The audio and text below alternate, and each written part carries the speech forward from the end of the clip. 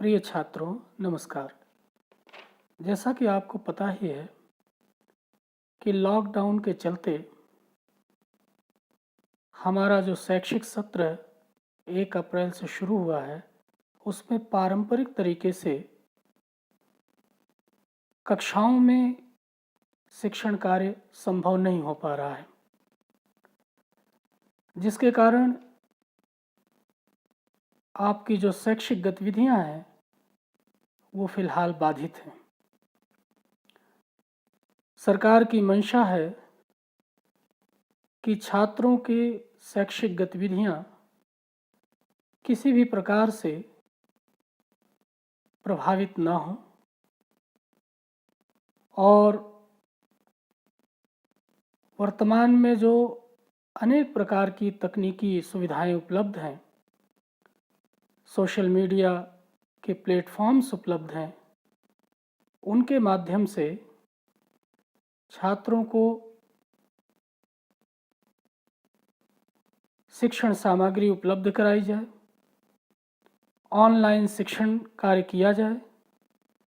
उसी क्रम में आज मैं DN यादव, प्रवक्ता Hindi, SSD boys inter college Lal Kurti Meerut, आपके समक्ष उपस्थित हुआ हूँ। मुझे उम्मीद है कि इस ऑनलाइन शिक्षण से आप घर बैठे ही लाभान्वित होंगे और जो लॉकडाउन के कारण आपके शिक्षण से संबंधित गतिविधियों में बाधा आ रही है, वो भी दूर हो सकेगी। आज इस पहले वीडियो में और अपने पहले व्याख्यान में मैं हिंदी और सामान्य हिंदी जो कक्षा 11 और 12 के छात्रों के लिए निर्धारित है, उसके पाठ्यक्रम, पाठ्यपुस्तकों और मासिक शैक्षिक पंचांग के बारे में चर्चा करूंगा।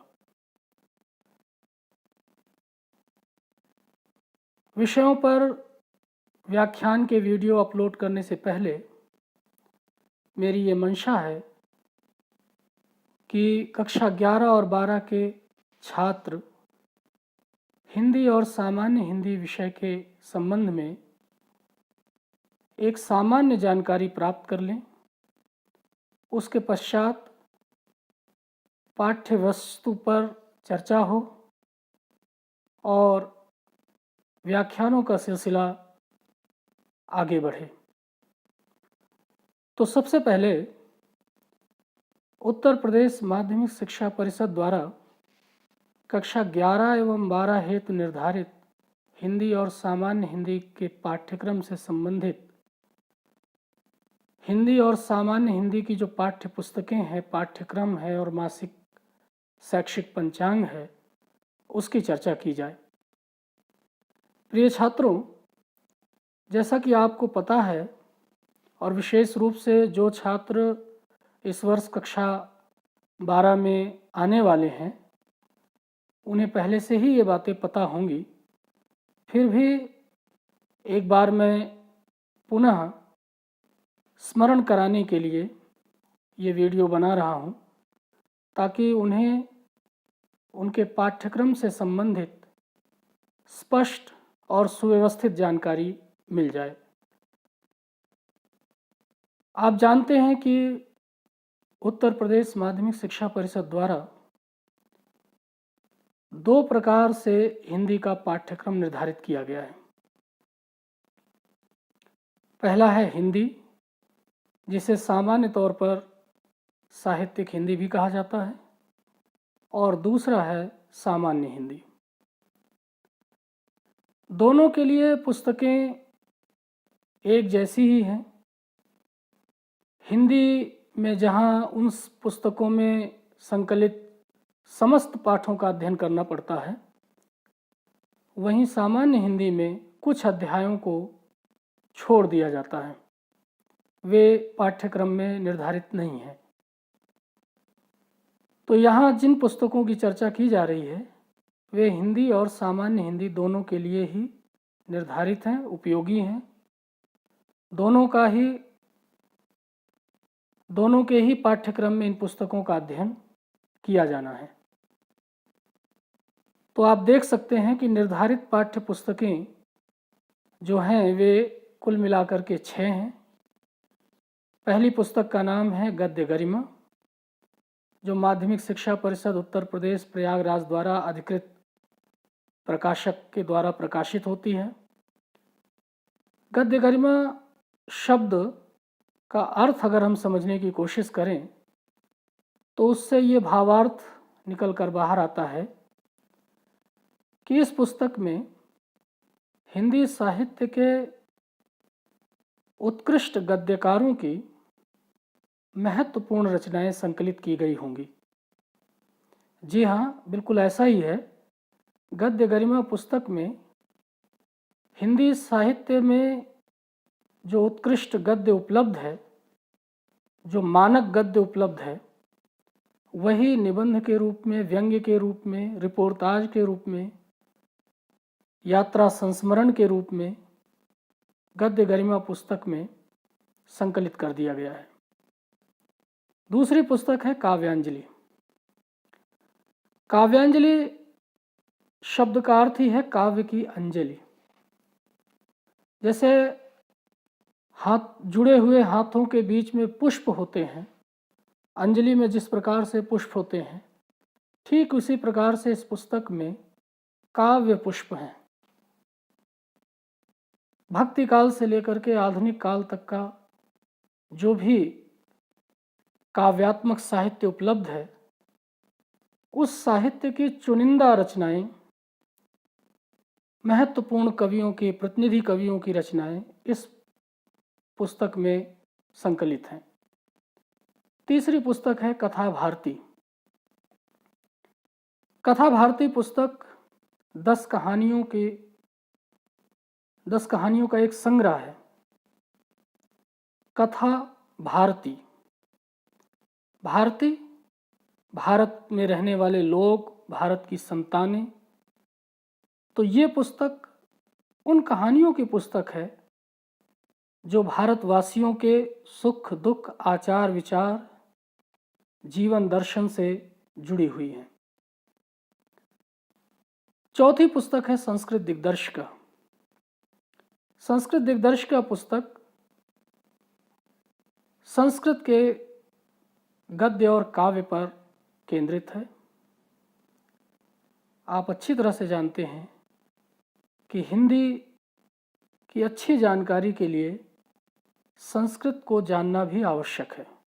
संस्कृत भाषा और उसके साहित्य को पढ़ना, समझना, उसका अनुशीलन करना बहुत आवश्यक है।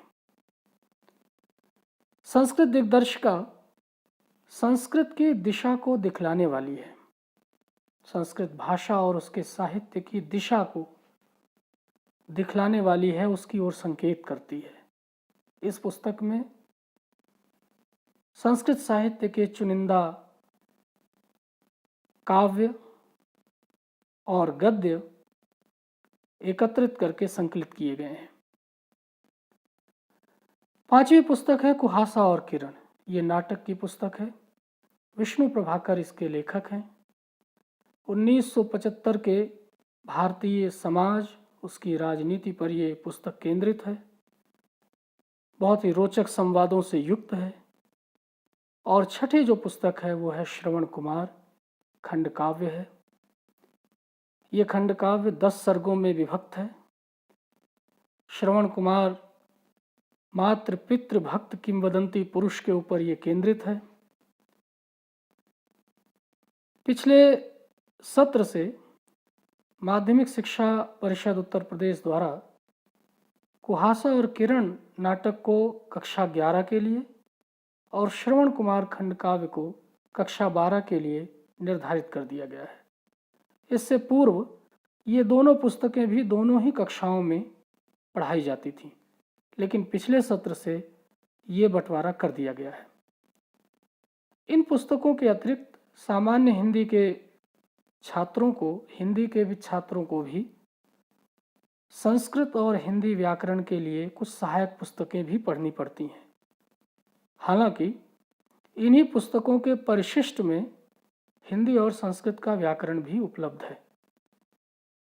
उसका अध्ययन करके भी सम्यक जानकारी प्राप्त की जा सकती है।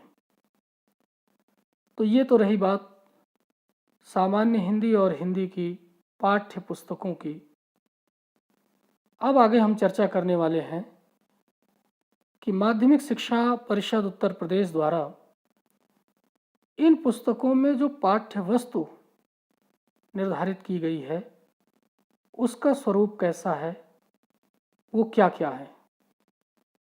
तो आइए देखते हैं कि इन पुस्तकों में किन लेखकों कवियों की रचनाएं और कृतियां संकलित की गई हैं। माध्यमिक शिक्षा परिषद उत्तर प्रदेश के द्वारा अब इंटरमीडिएट स्तर पर हिंदी का केवल एक पेपर, एक प्रश्न पत्र निर्धारित किया गया है जो 100 अंकों का होगा। इस 100 अंकों वाले एक प्रश्न पत्र के 2 खंड हैं, खंड क और खंड ख। खंड क में गद्य पद्य, खंड काव्य, नाटक और कहानी ये सम्मिलित हैं, और खंड ख में संस्कृत गद्य पद्य, निबंध, काव्य सौंदर्य और व्याकरण आदि जो व्याकरण से संबंधित तत्व हैं वे निर्धारित हैं। क्योंकि हमारे विद्यालय में सभी छात्रों के पास सामान्य हिंदी विषय ही है, तो इसलिए हम हिंदी या साहित्यिक हिंदी विषय पर चर्चा न करके सीधे सामान्य हिंदी के पाठ्यक्रम पर ही चर्चा करेंगे। तो आइए देखते हैं कि सामान्य हिंदी कक्षा 11 के लिए क्या क्या पाठ्यक्रम निर्धारित है।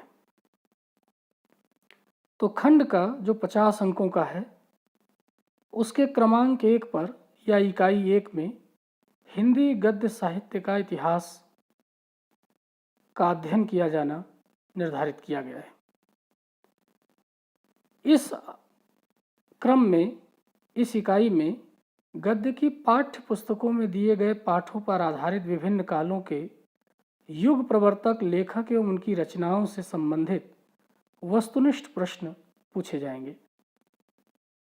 जबकि इकाई 2 में हिंदी काव्य साहित्य का विकास, इसमें विभिन्न कालों के प्रमुख कवि और उनकी कृतियों पर आधारित वस्तुनिष्ठ प्रश्न पूछे जाएंगे। और ये दोनों ही इकाई 1 और इकाई 2 के प्रश्न 5-5 अंकों के होंगे। इकाई 3 में जब हम आते हैं तो देखते हैं कि पाठ्यक्रम में निर्धारित गद्यांशों पर आधारित 5 प्रश्न होंगे।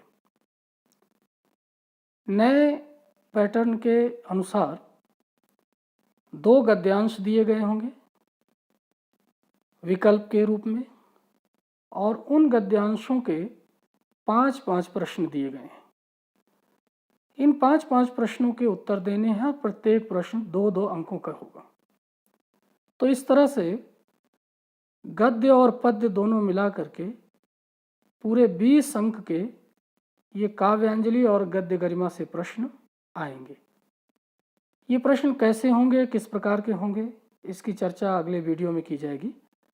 वैसे मोटे तौर पे रेखांकित अंश की व्याख्या करनी होती है, किसी शब्द का अर्थ बतलाना होता है, यह पाठ का नाम, कवि या लेखक का नाम, अगर काव्य है तो उसमें कोई अलंकार, छंद या रस की भी बात की जा सकती है।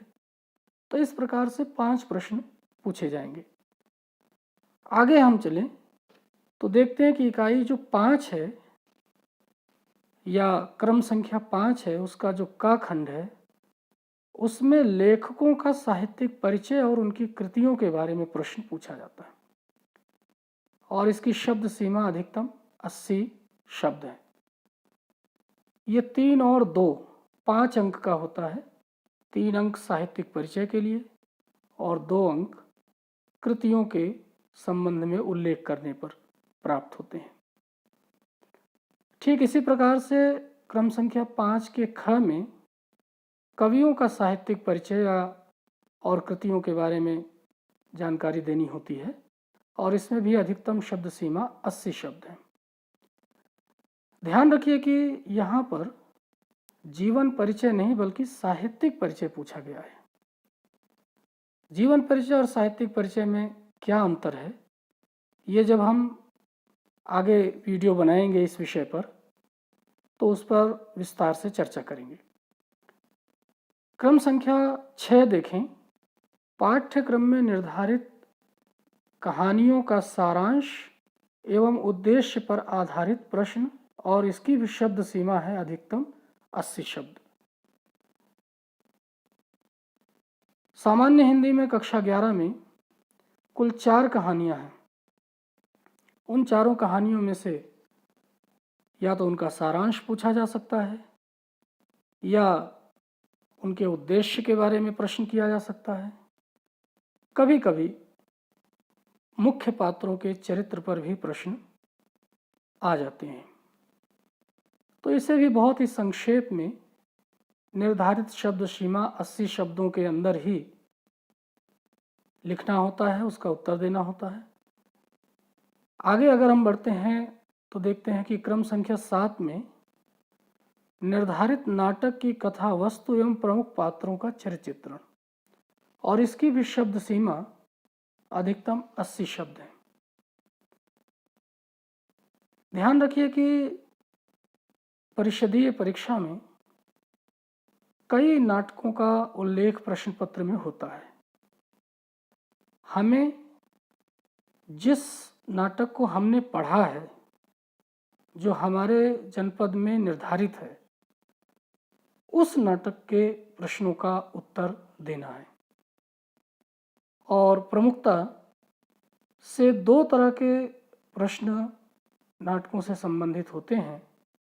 एक है उसकी कथा वस्तु और दूसरा है उसके जो प्रमुख पात्र हैं उसका चरित्र चित्रण। तो इस तरह से सामान्य हिंदी के केवल प्रश्न पत्र में, एकल प्रश्न पत्र में जो खंड का है उसमें 7 इकाइयां हैं, 7 उसके उपखंड हैं। और खंड खा की ओर अगर हम चलें तो खंड खा में पाठ्यक्रम में निर्धारित संस्कृत गद्य का संदर्भ सहित हिंदी में अनुवाद। ये छात्रों को विशेष रूप से ध्यान रखना चाहिए कि जिस प्रकार से आपसे प्रश्न पूछा जाता है उसी के अनुरूप आपको उन प्रश्नों के उत्तर देने हैं। यहाँ संस्कृत गद्य का संदर्भ सहित हिंदी में अनुवाद पूछा गया है, करने के लिए निर्देश दिया गया है। अर्थ, भावार्थ, आशय या व्याख्या करने के लिए नहीं कहा गया है। अनुवाद अर्थात एक भाषा से दूसरी भाषा में रूपांतरण। तो यहाँ गद्य, संस्कृत जो गद्य है उसका हिंदी में रूपांतरण करना है, अनुवाद करना है और उसका संदर्भ भी लिखना है। संदर्भ क्योंकि ये संस्कृत दिग्दर्शिका जो पुस्तक है वो संकलित है, उसका कोई एक लेखक नहीं है। ऐसी स्थिति में संस्कृत दिग्दर्शिका पुस्तक का नाम, उस अध्याय का नाम, 2 चीज़ों का उल्लेख कर देना ही संदर्भ के अंतर्गत पर्याप्त होगा। खंड खा के क्रम संख्या 8 ख को अगर हम देखें तो उसमें संस्कृत पद्य का संदर्भ सहित हिंदी में अनुवाद लिखने के लिए कहा गया है। पहले में गद्य था और दूसरे में पद्य का हिंदी में अनुवाद। क्रम संख्या 9 में लोकोक्तियां एवं मुहावरे के अर्थ एवं वाक्य प्रयोग। लोकोक्तियां और मुहावरे, इनका पहले अर्थ और फिर इनका समुचित रूप से वाक्यों में प्रयोग करके दिखाना है। क्रम संख्या 10 में संधि। संधियां सामान्य हिंदी कक्षा 11 के लिए कुल 4 संधियां निर्धारित हैं: दीर्घ, गुण, यण, अयादि। और इन चारों में से केवल 3 से संबंधित ही प्रश्न आएंगे। वैकल्पिक तौर पर ये प्रश्न रखे जाते हैं। संधि से युक्त शब्द होगा और उसके विच्छेद के 4 विकल्प दिए गए होंगे और उन 4 विकल्पों में से कोई एक सही होगा। सही का चयन करने पर 1 अंक प्राप्त होगा। तो इस तरह से 3 शब्द आएंगे और ये कुल मिलाकर के संधियां 3 अंकों की होगी। 10 खा अगर देखें हम, क्रम संख्या 10 खा, संस्कृत शब्दों में विभक्ति की पहचान। शब्द रूप, संज्ञा और सर्वनाम निर्धारित हैं। आत्मन, नामन, राजन, जगत, सरित, सर्व और इदम, यद। इन्हीं में से कोई एक पद दिया जाएगा, शब्द रूप दिया जाएगा और उसमें पहचान करनी है कि ये किस विभक्ति का है। इसके लिए भी अंक निर्धारित है, 2 अंक। क्रम संख्या 11 का शब्दों में सूक्ष्म अंतर, होमोफोन्स जिसे अंग्रेजी में कहते हैं। सुनने में, देखने में एक जैसे शब्द हैं, शब्द युग्म है, लेकिन दोनों के अर्थ में अंतर है, सूक्ष्म अंतर है। उदाहरण के लिए राज और राज, राज्य और रहस्य। क्रम संख्या 11 ख देखें तो अनेकार्थी शब्द। एक शब्द है, उसके अनेक अर्थ हैं। इसी प्रकार से अनेक शब्दों के लिए एक शब्द, जिसे कहते हैं वाक्यांश के लिए एक शब्द। और घ वाक्यों में त्रुटि मार्जन, लिंग, वचन, कारक, काल एवं वर्तनी संबंधी त्रुटियां। ये क्रम संख्या 11 के क से लेकर घ तक के सभी प्रश्नों के लिए 2-2 अंक निर्धारित हैं। क्रम संख्या 12 का रस, और कुल 5 रस सामान्य हिंदी के लिए पाठ्यक्रम में निर्धारित हैं। इनके लक्षण और उदाहरण बताने हैं। 12 ख में अलंकार है। अलंकार के 2 रूप हैं, आप अच्छी तरह से जानते हैं, आपने हाई स्कूल में इसका अध्ययन किया होगा। शब्दालंकार और अर्थालंकार।